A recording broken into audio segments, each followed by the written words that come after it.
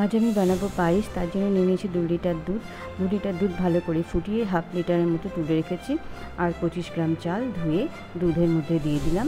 এবারে ক্রমাগত নেড়ে যেতে হবে, কারণ তলায় লেগে যেতে পারে।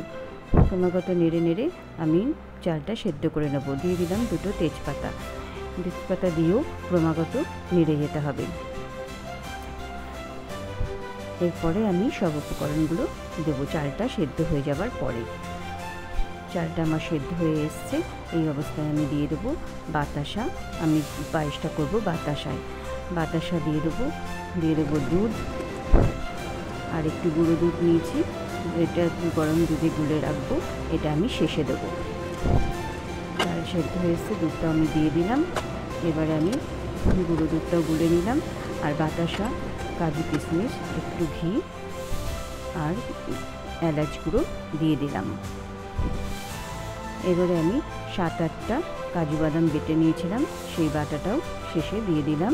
আর দিয়ে দেবো ওই দুধ গুলে রেখেছিলাম সেই দুধটাও।